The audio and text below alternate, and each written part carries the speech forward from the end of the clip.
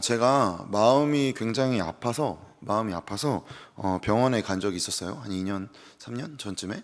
근데 이제 병원에 갔더니 의사 선생님이 저에게 그냥 제 증상 말했고, 그러니까 의사 선생님이 그 제 증상에 대해서 들으시고 이렇게 물으셨어요. 빨리 가는 차가 위험할까요? 천천히 가는 차가 위험할까요? 그렇죠. 당연히 빨리 가는 차가 위험하잖아요. 근데 우리의 마음도 그렇다는 거예요. 우리가 텐션이 높을 때 사고가 일어난다는 겁니다. 오히려 우리가 이렇게 딱 가라앉을 때는 큰 사고가 나지 않는다고요. 그러니까 텐션이 높으면 사실은 어떤 면에서 와, 이 사람 되게 신나구나 라기보다 우리의 마음의 상태가 그러니까 정상의 범위를 벗어나고 있다는 거죠. 그러니까 의사 선생님, 제 말이 아니라 의사 선생님이 저에게 그렇게 말을 해주셨어요. 근데 그 이야기가 저한테 굉장히 큰 울림이었는데, 그 이유가 뭐냐면 생각 이상으로 우리가 경험하고 겪고 있는 많은 것들이 빨리 가야 한다고 말하고 있기 때문입니다. 그죠? 빨리 가야 한다고 많은 걸 이야기하죠. 우리가 좋은 차를 이야기할 때 좋은 차의 기준은 사실 주로 이제 뭐 좋은 차가 어떤 차라고 할 때 굉장히 빨리 가는 차를 좋은 차라고 하죠. 그러니 그 좋은 차의 기준은 속도입니다.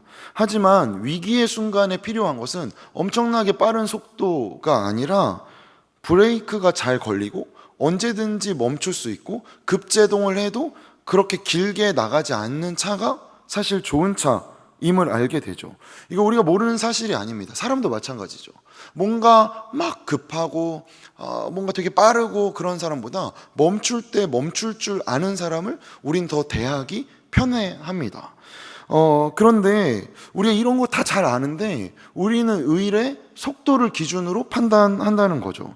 그래서 많은 부분에서 이 속도가 매우 중요합니다. 그래서 더 빨리, 더 크게, 더 높이, 이런 구호가 우리에게 굉장히 익숙하죠. 그런데 이 익숙한 구호가 이스라엘에게도 동일하였습니다. 그들은 이러한 상징들 속에서 압제당했죠. 그 압제를 한 이가 누구였죠? 속도의 제왕. 빨리 해라, 더 크게 해라, 더 많이 해라. 바로였습니다. 출애굽기 5장에 있었던 일 혹시 기억하시나요? 출애굽 5장에서 무슨 일이 있었죠?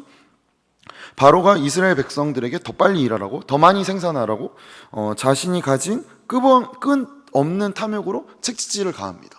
모세가 이 백성을 인도해 내려 합니다. 하나님께 예배 드리고 오려고 해요. 기한을 주세요 라고 말하자 바로는 그 기한을 주기보다 오히려 더 많은 일을 시키고 국고성을 2개나 더 짓는데 집도 주지 않고 벽돌을 또 동일하게 만들려고 하고 더 가혹하게 이스라엘 백성을 대하는 것을 보게 됩니다.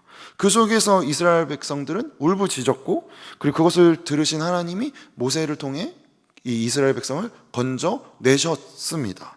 그러나 이 건져내심이 끝이 아님을 우리가 알고 있죠. 오늘 본문에서도 보듯이 그 과정이 단순하지 않다는 것을 계속해서 발견하게 됩니다. 애굽에서 탈출한 이스라엘 백성들은 마라에 이르렀을 때는 마실 수 없는 물이어서 불평하였고, 그리고 오늘 본문인 신광야에 이르러서는 먹을 것이 없으니 불평하였습니다.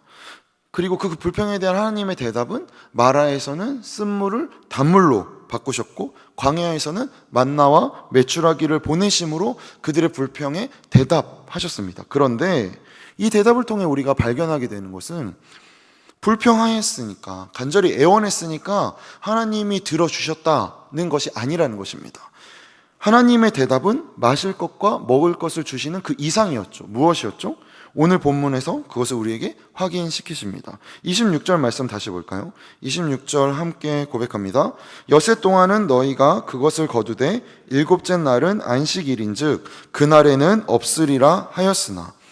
오늘 본문에서 보듯이 엿새 동안은 거둘 수 있었지만 일곱째 날은 거두지 않게 하십니다.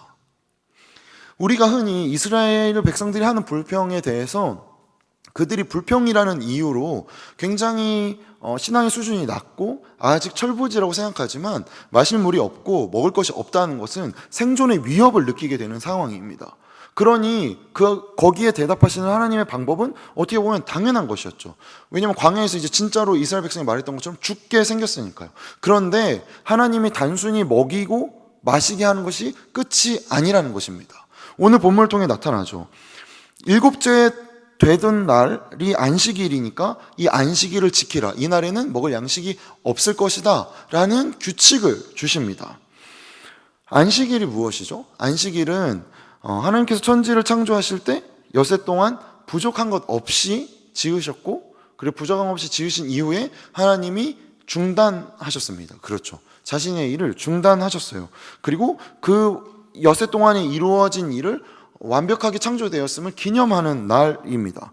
그러나 거기에서 살던, 그 완벽한 공간에서 살던 인간은 그것들을 누리기보다는 판단하기로 결정하였고, 하나님이 주인인 삶을 인정하기보다 내가 주인인 삶을 살기로 결정하였습니다.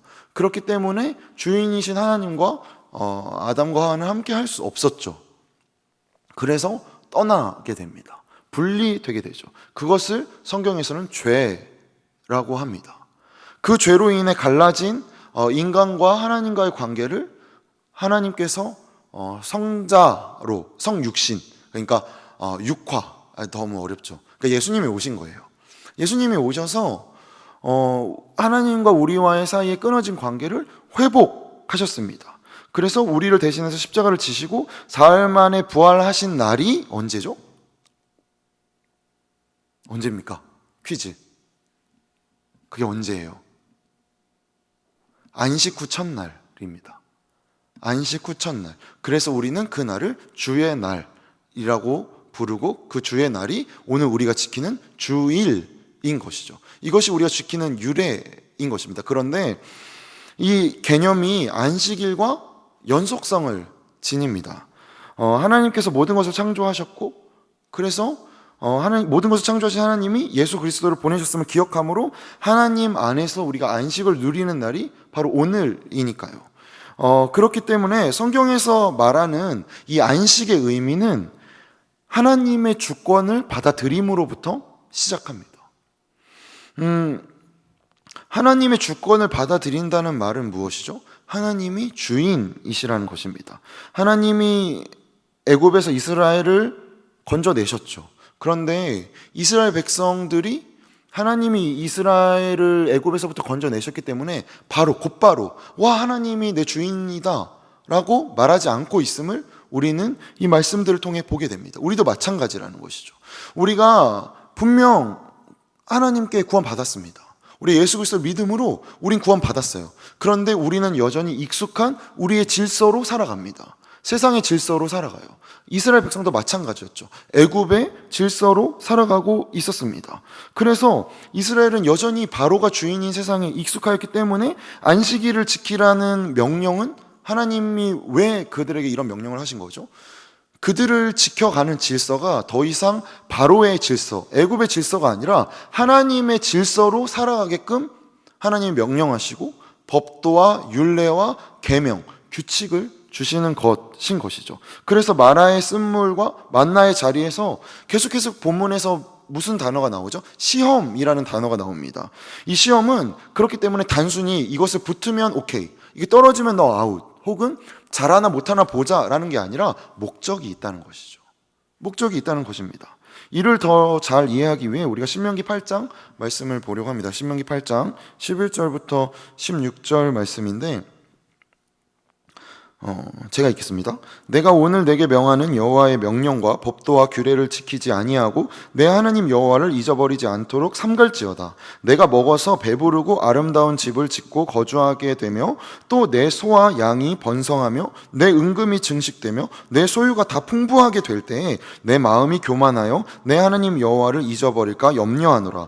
여호와는 너를 애굽 땅 종 되었던 집에서 이끌어내시고 너를 인도하여 그 광대하고 위험한 광야 곧 불뱀과 전갈이 있고 물이 없는 간조한 땅, 이 간조한 땅은 마른 땅이라는 의미입니다. 간조한 땅을 지나게 하셨으며 또 너를 위하여 단단한 반석에서 물을 내셨으며 내 조상들도 알지 못하던 만나를 광야에서 내게 먹이셨나니 이는 다 너를 낮추시며 너를 시험하사 마침내 내게 복을 주려 하심이었느니라. 마침내라는 것입니다. 시험은 곧 광야의 길을 걷는 이유인 것이죠. 하나님이 목적하신 자리로 인도하기 위함인 것입니다. 그렇기에 우리가 광야의 시간을 걸어간다던가 신앙생활을 하는 것, 또 영적인 생활을 한다는 것은 우리가 어떤 황홀경의 경지에 이르기 위해서 우리를 수양하고 혹은 수련의 단계에서 점차 올라가는 것을 의미하는 것이 아닙니다. 우리가 신앙생활을 하고 영적인 생활을 함으로써 우리가 창조 때 허락하셨던 하나님의 복, 그 충만한 하나님의 복으로 애굽의 때를 벗고 하나님의 형상으로 돌아가는 것인 것이죠. 월터 브루그만이라는 구약학자가 있어요. 굉장히 좋은 분이세요. 그래서 이분 책 읽어보시면 참 좋을 텐데, 안식일은 저항이다 라는 책을 내셨어요. 근데 그 책에서 이렇게 이야기합니다. 제가 읽어드릴게요. 보이죠? 네. 이집트의 신들은 몇몇 제국의 모든 잡신을 대표하는 것이다. 이런 신들이 가진 공통점은 이들이 빼앗아 가는 신이라는 점이다. 이들은 끝없는 생산을 요구하는 원칙상 만족을 모르는 무한 생산 시스템에 권위를 부여한다. 그리고 또 이런 이야기가 나와요. 이런 시스템에는 분명 안식일의 쉼이 있을 수 없다. 파라오가 생각하는 감독 기능에는 그러니까 쉬게 해주는 것이 없다. 그는 틀림없이 매일 생산 스케줄을 감시한다. 결국 파라오가 세운 감독자나 십장은 이제 10명의 우두머리, 관리자라는 뜻이에요. 십장에게도 쉼이 있을 리 없다. 파라오가 요구하는 할당량을 채우려면 감독자가 시키는 대로 일해야 하는 노예들에게도 당연히 쉼이 있을 리 만무하다. 뭔가 익숙하지 않으십니까? 좀 어려운 단어들이 등장하지만 우리의 일상과 같죠. 우리가 맡은 자리라기보다는 어떻게 보면 우리가 회사를 가게 되고 그 회사에서 당신은 이러한 일을 하십시오 라고 결정되어지고 혹은 우리가 지원해서 그 자리에 가게 된 후에 그 자리에 맞는 일을 함으로써 우리는 생산 시스템의 하나의 도구가 됩니다. 그래서 그 도구로서 우리가 이 일을 감당하면 당연히 회사에서는 우리에게 돈을 주죠. 근데 문제는 뭐냐면 그 안에서 우리가 그렇게 돌아가게 될 때 우리는 상당히 많은 것들의 시야가 좁아지게 된다는 겁니다. 왜냐하면 먹고 사는 것이 중요해져요.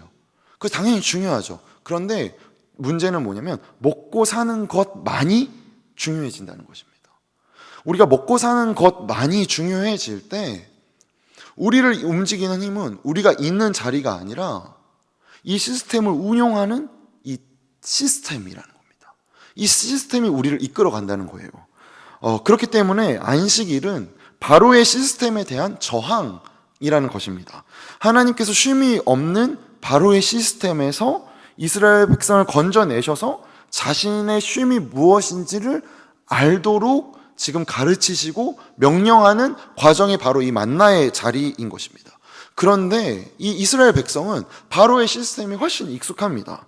더 가지길 원해요. 무엇인가 더 가지고 있어야 안전하다고 느끼죠. 그래서 그들은 엿새 동안 거두고 일곱째 날을 안식일이니 거두지 못할 것이라고 말하는 모세의 말을 듣지 않습니다. 일곱째 날에도 거두러 나가요. 그런데 우리가 오늘 본문에서 무엇을 발견합니까? 엿새째에 일곱째 날에 먹을 것까지 풍성하게 주십니다. 그들은 이미 풍성히 가지고 있었어요. 자기가 먹을 것 이상을 거둘 수 있었습니다. 그런데 일곱째 날에도 거두러 나가는 것이죠. 그러면 이들이 생존의 위협 때문에 거두러 나가는 것인가요? 아니죠. 그것이 익숙하기 때문입니다. 매일 거두러 나가는 삶, 매일 무엇을 하는 삶이 익숙하기 때문이죠. 그렇기 때문에 그들은 하나님의 말씀이 그들을 움직여가는 것이 아니라 애굽의 노예로서 살아가던 삶이 익숙함을 여기서 드러내게 된 것이죠. 노예 생활 속에서 이스라엘 백성은 멈추면 먹을 수 없었습니다. 끊임없이 걷어들여야 했죠. 그래서 이스라엘 백성을 도구로 사용해서 탐욕을 표현하는 바로의 방법의 그 도구로 이스라엘 백성은 있었던 것입니다. 사실 우리의 삶도 그렇게 다르지 않습니다. 바로의 방법이 익숙하죠. 더 빨리, 더 크게, 더 많이 가진 것에서 우리는 우월함을 느낍니다. 제가 만약에 갑자기 다음 주에 차를 타고 왔는데 포르쉐 까이엔을 타고 왔어요. 그러면 왠지 모르게 손남 선생님 너무 잘됐다, 포르쉐 타다니, 너무 축복하고 너무 응원합니다 라고 할까요? 아니 무슨 전도사가 스파크 풀옵션 타는 것도 정말 너무 사치스럽다고 생각하는데 무슨 포르쉐 까이엔 1억짜리 차를 무슨 타고 오지? 그러면서 괜히 내 차 크루즈인데 안강은 막 뭐 이런 거 아, 내가 진짜 지지 않는데? 약간 괜히 이런 마음이 우리 가운데 생긴다는 거죠. 그렇잖아요, 솔직히. 누가 이사를 갔어요. 김지혜가 아방궁으로 이사를 갔거든요. 아방궁으로 이사 갔어요. 그러면 집이 있는 김지혜와 나는 여전히 부모님의 집에서 사는 나. 아, 이거 김지혜 이 자리에 없으니까 이렇게 당당하게 이야기할 수 있지만, 이 감정이 뭐죠, 우리에게? 만족함을 모르는 탐심입니다. 탐심이에요. 그가 가진 것으로, 아, 너는 그렇게 가졌구나. 아, 나는 이래가 아니라 끊임없이 그가 얼마나 더 많이 차지했는지, 그가 얼마나 더 많이 누렸는지, 그가 얼마나 더 많이 소유했는지가 곧 그이고, 나 역시 그렇다는 암묵적인 애굽의 질서인 것이죠. 더 가진 자가 더 우월하다. 더 많이 무언가를 하는 자가 우월하다. 그렇습니까? 아니죠. 그렇지 않습니다. 우리가 이렇게 탐욕을 추구하다 보면 그 탐욕의 방향이 결국에는 무엇을 가리킵니까? 나 자신을 가리킵니다. 내가. 그러니 내가 너무 중요한 거예요. 나에게 어떻게 이렇게 해? 나한테 어떻게 이럴 수가 있어? 그러면서 우리는 먹을 양식에만 포커스가 가지게 됩니다. 내가 차지하는 것, 나를 이루는 것만이 중요해져요. 교회 안에 있어서, 교회 밖에 있어서가 아니라 모든 관심이 나인 것입니다. 그러면 이것이 이루어지는 자리가 중요한 게 아니라 내가 가지고 있는 시선이 사실은 나를 결정해 가고 있는 것이죠. 그래서 이스라엘 백성도 하나님이 만나를 주셨다는 이 감격, 이 엄청난 사건보다, 그래서 양식을 주시는 분이 하나님이시라는 이 사실보다 나의 배고픔을 채우는, 배고픔도 아니었죠, 사실은. 나의 탐욕을 성취하는 것이 앞서게 됩니다. 그런데 하나님은 신실하셔서 이런 이스라엘 백성에게 여전히 만나와 메추라기를 주시고 걷어들이시지 않으셔요. 멈추게 하지 않으셔요. 당연히 주시고, 그리고 나서 내 계명과 율법을 지키라고 말씀하십니다. 그래서 이를 통해서 무엇을 원하시는 거죠?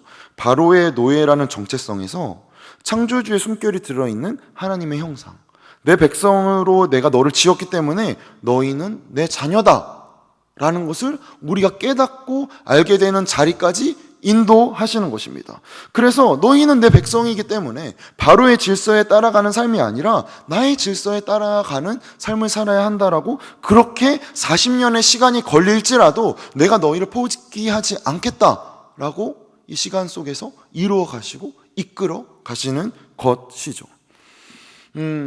우리가 살고 있는 사회를 한번 볼까요? 커피 좋아하십니까? 커피? 저 커피 진짜 너무 좋아하는데, 근데 커피를 많이 못 마셔요. 제가 저녁 6시, 5시, 6시 이후에 마시면 잠을 못 자더라고요. 그런데 제가 그래서 저 안에 있는 적정한 커피량이 있는데 하루에 2잔입니다. 그러니까 하루에 2잔밖에 못 마시기 때문에 그냥 아무 커피나 먹고 싶지 않은 거예요. 무조건 맛있는 커피를 먹고 싶어요. 그런데 이렇게 커피를 마시다가 제가 알쓸 신잡에서 한 재작년쯤에 본 것 같은데, 뇌과학적인 측면에서 커피를 마시는 게 사람에게 좋지 않다고 합니다. 이게 왜 그러냐면 우리 몸에서 뇌가 차지하는 비율이 2% 정도래요. 그런데 우리가 먹는 칼로리의 23%를 뇌가 쓴다고 합니다. 그러니까 뇌가 진짜 엄청나게 많은 일을 하는 거죠. 근데 그러다가 점점점 몸의 에너지가 떨어지잖아요. 그럼 몸의 에너지가, 뇌를 많이 쓰니까 몸의 에너지가 떨어지게 될 때 뇌에서 너 이제 에너지를 좀 천천히 써 라고 나오는 물질이 아데노신이라는 이 물질인데, 이 아데노신이 나오면 이렇게 몸이 좀 둔해지고 약간 좀 이렇게 노곤해지고, 그래서 이 아데노신을 통해, 이 아데노신이 나옴으로 우리가 몸을 천천히 움직이게 함으로써 과부하를 줄여준대요. 몸의 과부하를, 이 뇌의 과부하를 줄여준다고 해요. 근데 이때 우리가 카페인을 섭취하게 되면 카페인이 이 아데노신을 막는 역할을 한다고 합니다. 그러니까 우리 뇌를 속이는 거죠, 카페인이. 우리 뇌를 속여서 마치 에너지가 있는 것처럼 우리의 몸을 속이는 겁니다. 계속 뇌를 사용해도 돼 라고 말하는 거예요. 그래서 우리 사회에서 커피를 많이 마신다는 건, 그렇지 않으면 하루를 보낼 수 없는 굉장히 피로한 사회를 살고 있다는 증거가 될 수도 있다라는 걸 본 적이 있어요. 좀 공감이 됐어요, 사실.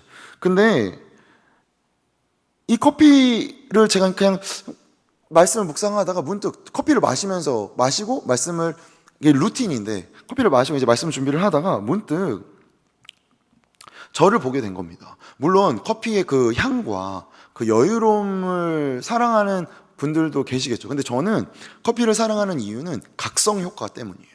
뭔가 이렇게 정신이 버쩍버쩍 드는 그 맛 때문에 커피를 좋아한단 말이죠. 그러니까 저의 의지는 더 효율적이기 원하는 마음인 겁니다. 뭔가를 할 때 내가 더 효율적이고 능률적으로 움직이기 위한 것이에요. 이 중심이 잘못된 것일까요?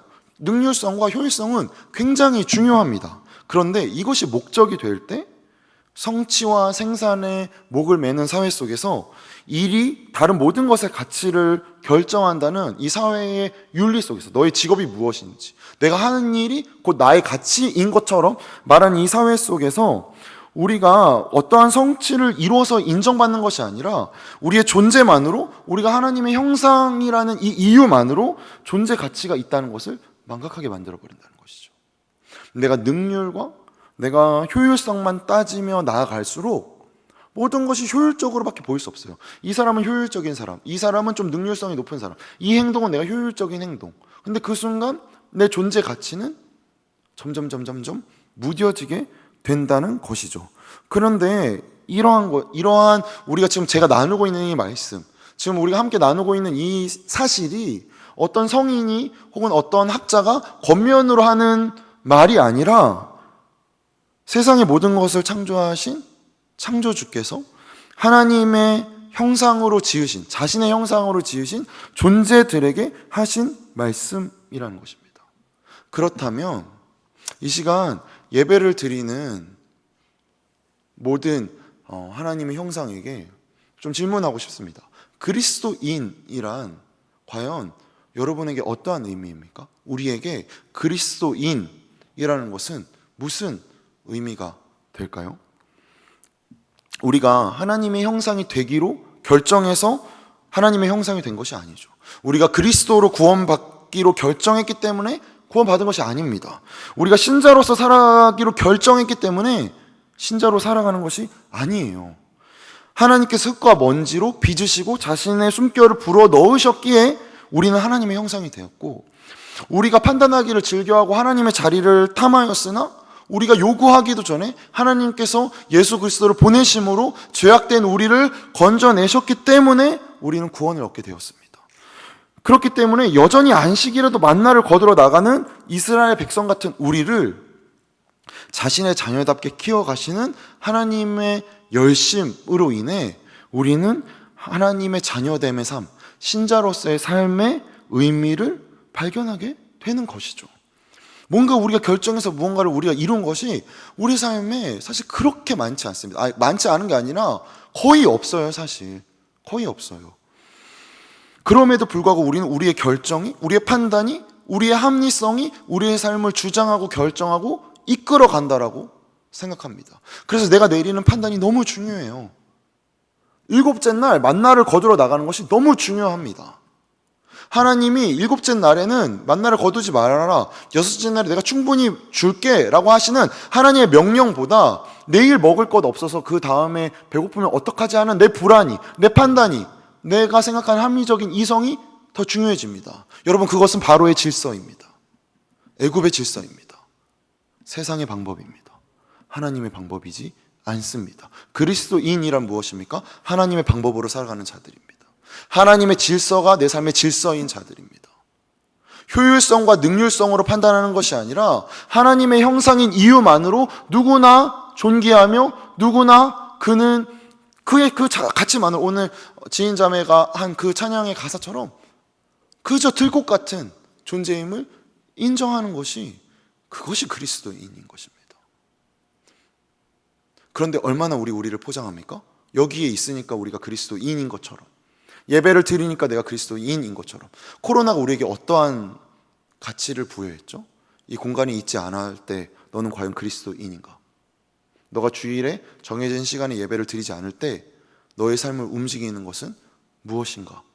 라고 우리 가운데, 우리 시대 가운데 질문하고 있지 않습니까? 우리 어떻게 대답해야 할까요? 우리가 신자로서 살아가게 되면서 우리는 인격이 변화되게 됩니다. 내가 하나님을 믿고 하나님을 의지하는데 내 인격이 변하지 않는다면 고민해 봐야 돼요. 나를 움직이는 질서가 하나님의 말씀인지 애굽의 질서인지. 그런데 우리는 이러한 말을 들을 때 쟤는 애굽인이네 하는데 익숙하다는 것이죠. 내 시선이 그가 나에게 어떻게 행동하는지, 그가 어떤 자인지로 잣대로 사용하지 나를 돌아보고, 그래서 내 안에 하나님의 질서는 어떻게 이루어지는지 능숙하지 못합니다.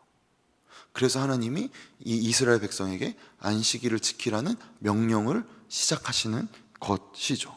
그래서 우리가 이 명령에 따라서 우리의 인격을 다뤄가면서 점점점 우리는 평화를 낳는 인격으로 변해가게 됩니다. 평화로 번역되는 언어가 있죠. 담임 목사님이 자주 쓰시는 인사, 무엇이죠? 샬롬입니다. 이 샬롬이 무슨 의미죠? 하나님과의 평화입니다. 하나님과의 평화를 우리가 누리지 못한다면 우리는 어떠한 평화도 이룰 수 없습니다. 이것을 깨닫고 이루어가는 것이 바로 그리스도인인 것입니다. 그러니 이 샬롬이 하나님과의 화목에서부터 시작되고, 그래서 이 화목이 내 자신과 화목하게 되고 우리의 형제, 자매, 우리의 가족, 심지어 원수까지와의 화목으로 이어지게 되는 것이죠. 그러니 안식은 단순히 집에서 TV를 켜고 시간을 보내거나 집안일을 하는 것이 안식, 휴일이 아닌 것입니다. 안식은 어떠한 공간적인 의미가 아닌 것이죠. 가장 아름다운 것이 무엇인지, 진정으로 우리에게 활력을 주는 것이 무엇인지, 진실한 것이 무엇인지를 듣고 의지적으로 말씀에 순종하여 구별된 시간을 가지는 것이 안식인 것입니다. 내가 어떠한 자인지를 깨닫는 것이죠.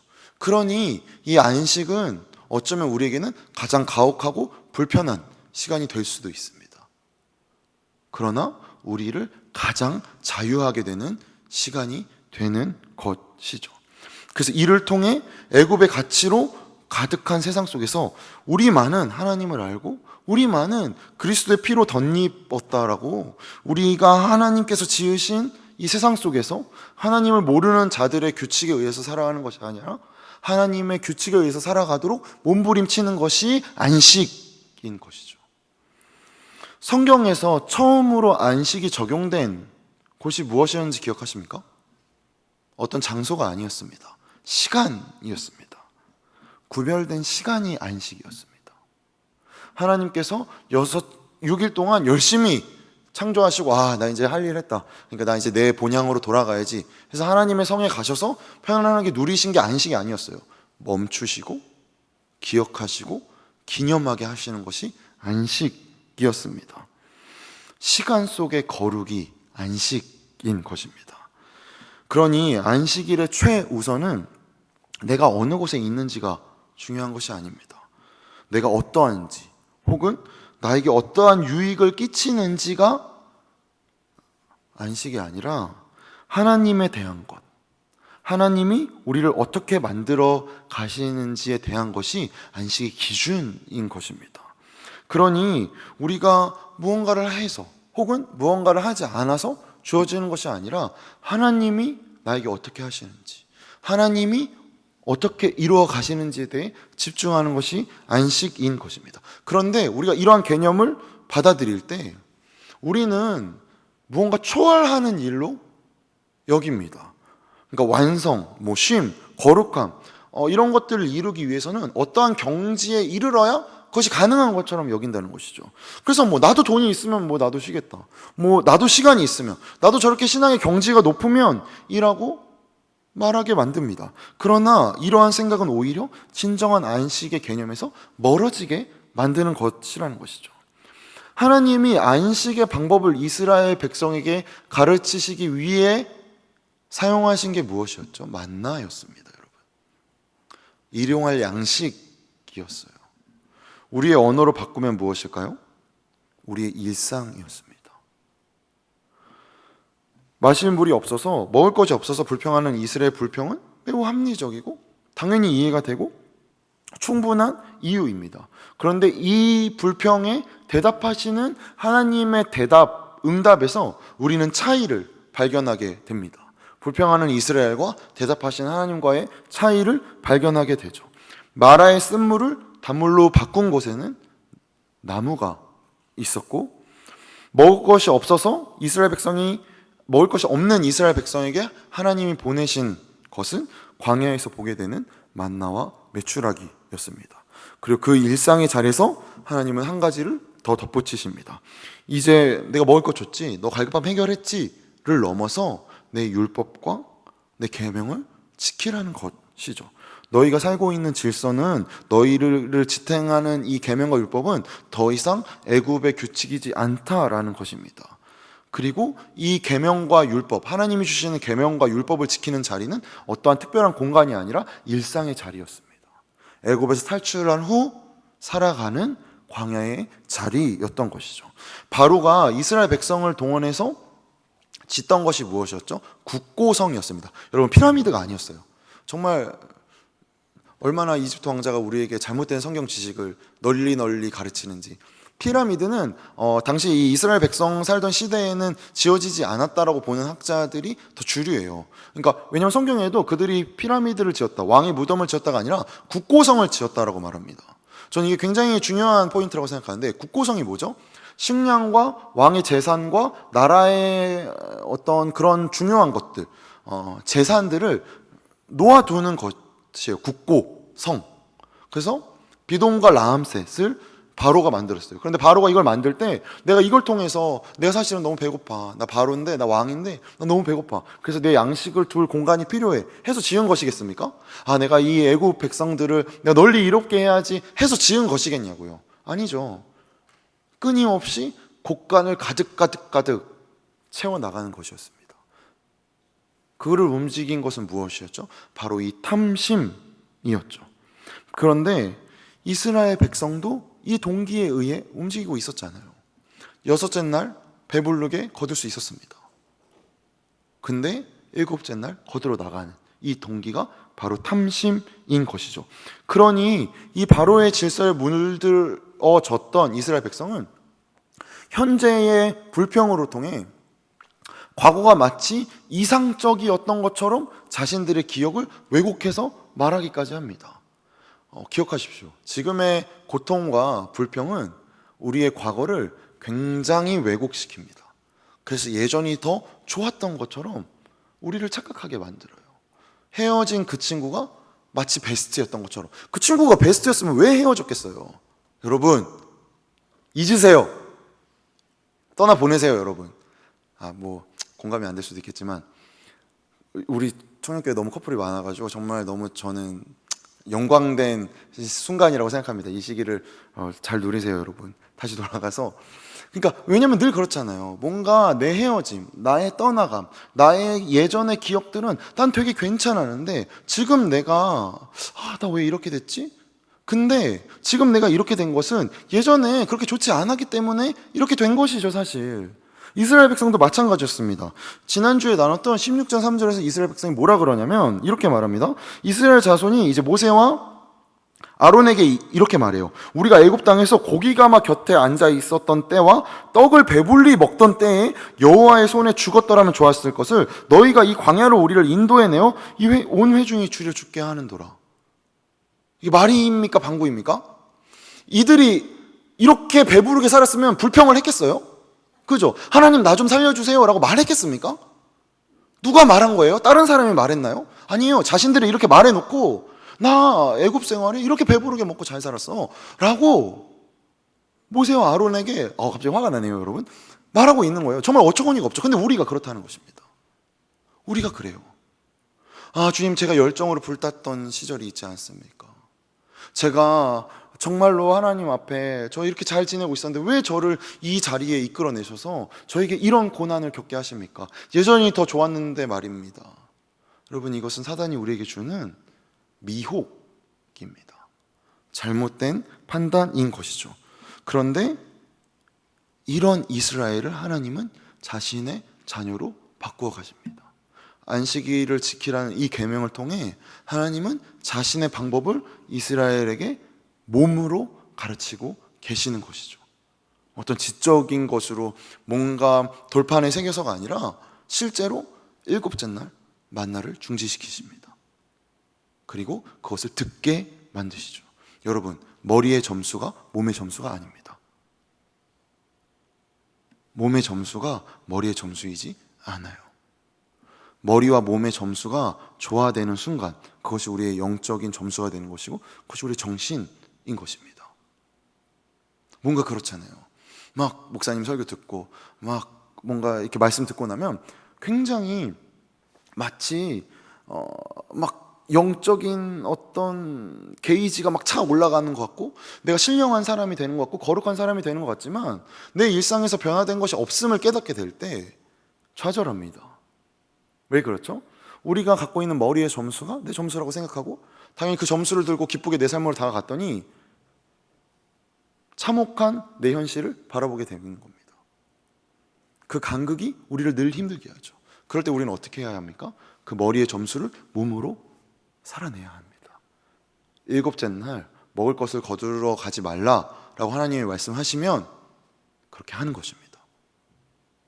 그럴 때 하나님이 말씀하시는 말씀의 힘이 나의 양식이 됩니다. 다른 무엇과도 바꿀 수 없는 하나님의 능력이 나의 능력이 되는 것입니다. 내게 능력 주시는 자 안에서 내가 모든 것을 할 수 있다는 이야기는 내가 진짜로 무슨 에너지파를 쏘고 내가 원하는 데 다 이루어진다는 것이 아닙니다, 여러분. 어떠한 고난 가운데에서도 지켜낼 수 있다는 것이죠. 어떠한 바울이 이야기를 한 장소가 어디였습니까? 감옥이었습니다, 여러분. 가장 시련이 혹독하게 당하던 순간이었어요. 그 시련이 올지라도 나는 내가 능력 주시는 자 안에서 내가 할 수 있다는 것이죠. 뭘 할 수 있다는 것입니까? 하나님이 주시는 가치, 예수 그리스도의 피가 가지는 의미, 내가 그리스도인이라는 것이 도대체 내 삶에 어떠한 의미인지를 살아내는 삶을 살 수 있다는 것이죠. 광야의 40년의 기간이 끝나고 언약궤에 이스라엘 백성이 이것을 기념하기 위해 아론의 쌍난 지팡이와 그리고 십계명을 새긴 돌판과 만나를 집어넣고 이것을 기념합니다. 이스라엘 백성이 40년의 기간이 끝난 이후에 적어 넣은 것이 홍해를 가른 사건이 아니었습니다. 만나였습니다. 40년 동안 지긋지긋하게 먹은 만나였어요. 우리의 삶에 만나의 흔적은 어디에 묻어 있습니까? 무엇이 우리를 이끌어 갑니까? 우리가 매주 하는 혹은 그 이상 하는 주기도문에서 일용할 양식을 구하는 것은 단순히 오늘 나 배부르게 해주세요, 나 오늘 안전하게 해주세요, 그 이상인 것입니다. 여기서 우리가 말하는 예수님의 기도는 무엇을 말씀하시는 것이죠? 우리의 일상이 하나님의 신실하심이 이루어지는 자리라는 고백과 함께 우리의 양식은 떡으로만 사람이 사는 것이 아니라는, 하나님의 입으로 나오는 말씀으로 모든 말씀에 순종하는 것이 우리를 살게 한다는 예수님의 선언과 맞닿아 있는 것입니다. 그렇기 때문에 우리가 우리의 인생의 의미를 고민하게 되는 것이죠. 여러분, 우리의 삶에, 여러분 개인의 삶에 어떤 의미를 가지고 인생을 살고 계십니까? 어떤 의미가 내 인생을 움직입니까? 혹은 여러분의 인생에 어떤 의미를 부여하셨습니까? 무엇이 내 삶의 결정과 고민을 움직이게 만듭니까? 무엇이 나에게 소망을 가져다 줍니까? 무엇이 나의 결정의 기준이 됩니까? 단지 배부른 것만이 삶의 목적인가요? 좀 더 고상하게 가볼까요? 좋은 직장 얻는 것이 목적입니까? 고민 없는 삶을 사는 것이 목적인가요? 무엇이 다릅니까? 먹을 것만을 쫓아가는 것과 고민 없는 삶을 살려는 몸부림은 무엇이 다릅니까? 내가 안식을 하고자 할 때 우리는 쉽게 공간적인 개념을 떠올립니다. 여전히 우리는 애굽의 자리가 익숙하기 때문입니다. 우리가 성경적인 언어들을 하나님께서 말씀하신 그 말들을 우리 마음 가운데 새길 때 우리는 이상하게 애굽의 언어로 바꿔서 사용합니다. 하나님이 말씀하신 안식은 공간적인 의미가 아니었어요. 시간의 의미였습니다. 그리고 우리는 이 시간의 의미를 몸으로 깨닫는 절호의 기회에 있습니다. 코로나 덕분에요. 지난 3개월간 우리에게 예배는 어떠한 의미였습니까? 내가 그리스도인이라는 정체성은 무엇이었습니까? 예수는 나에게 어떠한 의미였습니까?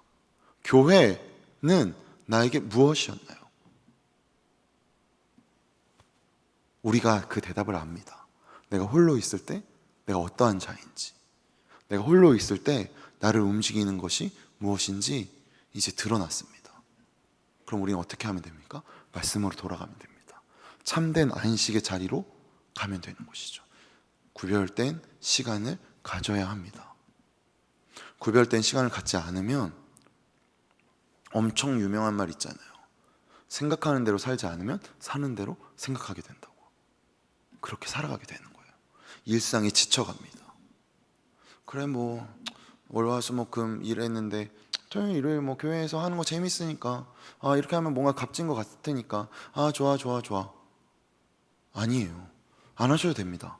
진심이에요. 그것을 알고자 어떠한 일을 하는 것이 아닙니다. 내가 그리스도께 받은 사랑이 나에게 너무나도 감격이 되기 때문에, 그가 나를 위해 죽으셨기 때문에 나도 죽지는 못하더라도 누군가를 위한 삶을 살고자 하는 결단이지 않습니까? 그것이 우리를 있게 만드는 것이죠. 그것이 우리를 세상과 다르게 만드는 것입니다. 세상의 가치를 교회 안에서 이루어 갈 때 우리가 얼마나 그것을 손가락질하고 불편해합니까? 그런데 우리 여전히 그것이 이루어지는 것을 즐겨합니다. 좀 더 많은 인원이 예배 드리면 우리는 기뻐합니다. 좀 더 화려한 조명이 생기면 우리가 있는 것 같습니다. 내가 좀 더 높은 자리에 갈 때 나는 내가 마치 그런 사람인 것처럼 여깁니다. 그런데 말씀 어디에 그런 말이 있냐는 것입니다. 예수님이 우리가 어떠한 자리에 있어서 그가 우리를 위해 죽으신 것입니까? 하나님이 우리가 무엇을 했기 때문에 예수 그리스도를 우리에게 보내신 것입니까? 아니요. 우리는 깨닫지 못했습니다. 우리는 여전히 진노의 자녀였습니다. 근데 그가 우리 가운데 침입하셨죠. 이러한 은혜가 우리를 이끌어가는 것입니다. 예전에 불타올랐던 기억에 만족하지 마십시오. 뜨거웠던 옛날을, 라떼 이즈 홀스를 주장하지 마세요. 그때 나도 좋아한대. 나 중고등부 때 그때 진짜 열심히 수련회 때 기도했는데, 나 20살에 나 이랬는데. 오늘 하나님이 여러분에게 만나를 주십니다. 지금 이 자리에서 하나님이 여러분에게 만나를 허락하십니다. 그리고 안식일을 거룩히 지키라고 명령하십니다. 구별된 시간을 가지라고 우리에게 말씀하고 계시는 것이죠. 그렇기 때문에 우리가 일상 속에서 안식을 이루어갈 때 우리는 애굽의 질서가 아니라 하나님의 질서가 우리를 채워가는 것을 경험하게 될 것입니다. 그러니 이 시간은 광야의 시간일 수밖에 없습니다. 당연히 분투가 일어나겠죠. 나는 여전히 이 방법이 익숙했잖아요. 명문대 가면 좋잖아요. 돈 많이 벌면 좋습니다. 좋은 직장 가지면 좋죠. 그런데 여러분, 좋은 직장을 가지지 말아라, 돈을 많이 벌지 말아라, 좋은 대학 가지 말아라는 말이 아니에요. 그것을 목적으로 삼지 말라는 것이죠. 그것이 우리의 삶의 의미가 될 수는 없다는 것입니다. 그것은 단순히 우리가 먹는 만나에 불과한 것입니다. 그저 우리가 그걸 쓰는 도구인 것이죠. 근데 그 도구가 나의 목적이 될 때 우리는 애굽의 질서가 되어가는 것입니다. 그러니 광야 같은 시간 속에서 애굽의 때를 벗겨내는 것이죠. 끔찍히 힘들 수도 있습니다. 그러나 끔찍히 힘든 그 기간을 겪고 난 이후에 하나님의 자녀라는 의미가 무엇인지를 경험하게 된다면 결코 이전과 같을 수 없습니다. 이 광야의 시간을 신명기 8장 우리가 전에 보았던 그 말씀 때 보았던 그 앞에 1절에서부터 6절까지를 다시 이렇게 말합니다. 신명기 8장 1절에서부터 6절 말씀 제가 읽겠습니다. 내가 오늘 명하는 모든 명령을 너희는 지켜 행하라. 그리하면 너희가 살고 번성하고 여호와께서 너희의 조상들에게 맹세하신 땅에 들어가서 그것을 차지하리라. 내 하나님 여호와께서 이 40년 동안 내게 광야의 길을 걷게 하신 것을 기억하라. 이는 너를 낮추시고 너를 시험하사 내 마음이 어떠한지 그 명령을 지키는지 지키지 않는지 알려 하심이라. 너를 낮추시며 너를 줄이게 하시며 또 너도 알지 못하며 내 조상들도 알지 못하던 만나를 내게 먹이신 것은 사람이 떡으로만 사는 것이 아니요 여호와의 입에서 나오는 모든 말씀으로 사는 줄을 내게 알게 하려 하심이니라. 이 40년 동안에 내 의복이 헤어지지 아니하였고 내 발이 부르트지 아니하였고 너는 여기 5절 6절 같이 읽을까요? 5절 6절 같이 있습니다. 너는 사람이 그 아들을 징계함 같이 내 하나님 여호와께서 너를 징계하시는 줄 마음에 생각하고 내 하나님 여호와의 명령을 지켜 그의 길을 따라가며 그를 경외할지니라. 아멘이십니까?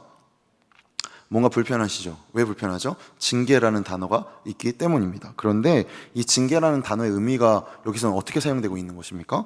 부모가 자녀를 징계할 때, 혼을 낼 때는 자녀가 자녀답게 크기 위함입니다. 자녀 삼기 위함인 것이죠. 그래서 5절, 6절을 이렇게 읽어볼까요? 징계를 자녀 삼기 위함이라고 바꿔서 읽어봅시다. 5절, 6절 바꿔서 한 번 더 읽습니다. 5절, 6절 이 다음 네, 같이 고백합니다. 너는 사람이 그 아들을 자녀 삼는 것 같이 내 하나님 여호와께서 너를 자녀 삼으려 하시는 줄 마음에 생각하고 내 하나님 여호와의 명령을 지켜 그의 길을 따라가며 그를 경외할지니라. 이것이 안식입니다. 이것이 안식 가운데서 이루어져야 하는 것입니다. 하나님의 자녀됨을 기억하며 신뢰하는 자리. 그래서 우리가 이루어가는 것이 참된 안식임을 기억합시다. 코로나로 인해 많은 것을 겪었습니다. 공평한 바이러스가 불공평한 세상을 드러냈습니다. 나의 익숙함을 낯설게 만들었습니다. 그럼 우리는 이제 빨리 끝나라, 빨리 괜찮아져라, 다시 원래대로 돌아가자 라고 하는 것이 과연 하나님이 이 시간을 우리에게 허락하신 이유일까요? 우리 삶에 나타난 여러 질문들을 어떻게 하시겠습니까? 여러 고민들을 그저 고민의 자리에 놔두시겠습니까? 아니면 안식의 자리에 초청하셔서 싸워내시겠습니까? 우리는 애굽의 자녀입니까? 하나님의 자녀입니까? 우리를 움직이는 질서는 애굽의 질서입니까? 아니면 이 말씀입니까? 사실 조금 걱정되는 말이긴 한데 좀 나누고 싶어요. 저희 목자들하고 나누려고 생각했던 건데, 제가 학부 때 예배 부장이었어요. 그래서 저희가 체풀을 드릴 때, 학교에서 체풀을 드릴 때 그 체풀을 이렇게 뭐 예배인도 하고 체풀 순서 짜고 뭐 이런 거 했습니다. 근데 다른 학부 친구가 이제 그 예배 자리에 오기 시작했어요. 그래서 그 친구랑 좀 친해졌어요. 근데 그 친구가 어느 날 자기가 동성애자임을 말했습니다. 너무 힘들다는 거예요. 자기 아버지, 어머니 여전히 기독교 신앙을 가지고 열심히 다니시고 자기도 청년부 활동 너무 열심히 하는데 너무 쉽지 않더라는 것입니다. 그래서 그 친구에게 같이 고민하면서 그 친구가 다닐 수 있는 교회가 있을지 같이 고민하던 시간이 있었습니다. 근데 저 가운데 그 시간을 다시 떠올리게 했어요. 오늘 말씀을 준비하면서 우리가 그리스도인이라는 정체성을 찾기 위해 애쓰며 고민했던 기억이 있습니까? 내가 모두에게 부정당할 정도로 나의 지축을 흔들린 경험이 있나요? 내가 그리스도인이라는 정체성 때문에 사회에서 부인당하거나 사람들에게 외면받거나 손가락질 당하거나 환난과 고난이 내 삶을 점철한 적이 있습니까? 그렇지 않다는 것이죠. 이것이 우리가 겪는 고난입니다. 칼을 빼고 우리 목에 대지 않아요. 그래서 우리는 정체성의 혼란을 겪을 필요가 없습니다. 근데 정체성의 혼란을 겪지 않으면 그리스도인이라는 의미가 무엇인지 보다 내 감정에 내 영혼이 더 잘 흔들립니다. 먹을 것이 없으면 흔들립니다. 이루어지지 않으면 불평이 나와요. 그런데 우리가 이러한 그리스도인이라는 정체성을 우리 마음가운데 새기고 싸워내고 분투할 때 하나님은 우리를 자신의 자녀로 자신의 영광을 우리 가운데 비추십니다. 내가 어떠한 존재인지 깨닫게 하셔요. 내가 어느 계절에 피는 꽃인지 알게 하신다는 말입니다. 굳이 겨울에 피는 꽃이 부러워서 나는 봄에 피는 나무인데 겨울에 꽃 피려고 노력하다가 얼어 죽는 친구들이 얼마나 많아요? 가짜 열매를 꽂아서 어떤 게 진짜 내 나무인지, 내가 가짜로 꼽은 가지인지 도대체 알지 못하고 사는 우리의 인생이 얼마나 많냐는 것입니다. 근데 하나님 깨닫게 하십니다. 아, 얘야, 너는 봄에 피는 꽃이란다. 얘야, 너는 가을에 피는 아이야. 그럼 우리는 어떻게 할 수 있죠? 봄, 여름, 겨울을 즐길 수 있습니다, 여러분. 나는 가을에 피니까요. 이것이 참된 그리스도인이 되는 것입니다. 싸워내십시오. 더 치열하게 분투해내십시오. 도대체 예수가 얼마짜리길래, 예수가 얼마나 값이 없어서 우리가 예배를 하는데 나의 침대가 더 익숙하고 나의 편안함이 더 익숙하고 돈 버는 것이 더 중요하다는 말입니까? 그 정도의 싸움으로 우리가 예수님을 지켜간다라고 말할 수 있겠습니까? 내 신앙을 지켜간다라고 이야기할 수 있을까요? 시간이 흐른 뒤에 내 삶이 도대체 무너지는 것 같고 내가 나인지 누구인지 모르겠는 순간이 갈지라도, 근데 기억하십시오. 하나님 절대 포기하지 않으십니다. 무엇을 통해 보여주시죠? 40년이었습니다, 여러분. 이스라엘 백성을 40년 동안 만나로 먹이십니다. 그들이 아무리 불평하고 황금 송아지를 만들어도 40년 내내 먹이십니다. 우리의 하나님이 이 하나님이십니다. 하나님의 자녀답게 살아갑시다. 더 치열하게 살아냅시다. 더 뜨겁게 불타오릅시다. 그래서 이 세상 속에서 하나님의 자녀로 대답해 나갑시다. 함께 하시겠습니까? 우리가 이 걸음 함께 나아가시겠습니까? 나의 육체의 만족이 아니라 나의 영적인 만족을 위해 구별된 시간을 지키시겠습니까? 나의 배부름이 아니라 누군가의 배부름을 위해 기꺼이 나의 배부름을 포기하실 수 있겠습니까? 그리스도의 사랑이 나에게 어떠한 의미인지 우리 이 시간 함께 기도하며 나아가기를 원합니다. 그리스도인이라는 정체성, 나에게 부여된 이 이름은 오늘 지금 이 순간 이 자리에서 나에게 어떠한 질문을 던지고 나에게 어떻게 나의 삶을 주장해 나가고 있습니까? 나의 삶이 나를 주장해 나가는 것입니까? 아니면 예수 그리스도의 사랑이 나를 주장해 나가는 것입니까? 진솔하게 이 시간, 안식의 시간을 가져봅시다.